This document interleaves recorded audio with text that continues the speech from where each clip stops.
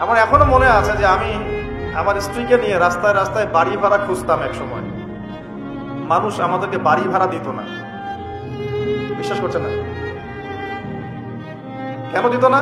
কারণ আমার গায়ে সুন্নতি লেবাস ছিল আর আমার স্ত্রীর গায়ে খাস পর্দা ছিল।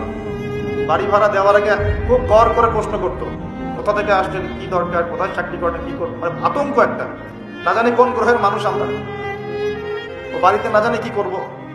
এই যে একটা ভাইব ছড়িয়ে দেওয়া হয়েছে সমাজের মধ্যে, দাড়ি, টুপি, পাগড়ি, জুব্বা, বোরখা, এগুলোর দিকে মানুষ একটা সন্দেহের চোখে তাকাচ্ছে। এই যে একটা ফ্লো, একটা ভাইব সৃষ্টি করা হয়েছে, আপনাদের কি মনে হয় না এটা ইসলামের বিরুদ্ধে চক্রান্ত হচ্ছে? দাড়ি, টুপি, পাগড়ি, জুব্বা, বোরখাওয়ালা মানুষটাই সারা দুনিয়ার সব অপকর্ম করে বেড়ায়।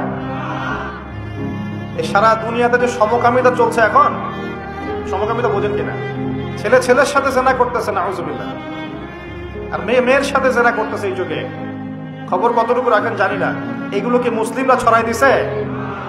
সারা পৃথিবীতে যে মানুষ এখন সুদ খায়, মোটামুটি সবাই সুদ খায়, কম বেশি আর কি। কেউ বেঁচে থাকার চেষ্টা করে, কেউ করে না। কোনো সময় দেখা যায় বেঁচে থাকার চেষ্টা করার পরেও সে বাধ্য হয়ে সেখানে সুদ খেতে হচ্ছে। এমন হচ্ছে কিনা? এই সুদ ভিত্তিক অর্থনৈতিক সিস্টেম কি মুসলমানরা চালু করে দিছে? সারা বিশ্বের মানুষকে হারাম কি মুসলমানরা খাওয়াচ্ছে? সবার ফোনে ফোনে ইন্টারনেট সেকশনে ঢুকলেই দেখবেন পর্নোগ্রাফি, নগ্নতা। দেখেন না? এমন কারো চোখ নাই যেটা এটা দেখে নাই, কারণ এটা সম্ভব না এখন এই যুগে। ইন্টারনেটের কাজ যারা করে, ইন্টারনেটে যারা ঢোকে, চোখের সামনে এগুলো পড়বেই, 100%, আলেম হোক আর জালেম হোক, পড়বে না? এই সারা দুনিয়াতে ইন্টারনেট সেকশনে যেগুলো ছড়িয়ে দেয়, মুসলমানরা ছড়াই দিছে।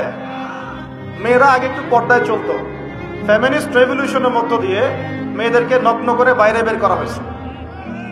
এখন মেয়েরা ছেলেদের পোশাক পরে ঘুরে বেড়ায়। হ্যাঁ, সমাজের মধ্যে এই সমস্যার কারণে জেনা বাড়ছে, পরকীয়া বাড়ছে, ব্যভিচার বাড়ছে, ধর্ষণ বাড়ছে। এই সমস্যাগুলো মুসলমানরা তৈরি করে দিছে। আমরা আগে শিখতাম কোরআন এবং সুন্নাহ কেন্দ্রিক শিক্ষা, এখন শিখতেছি পশ্চিমা ধাঁচের শিক্ষা।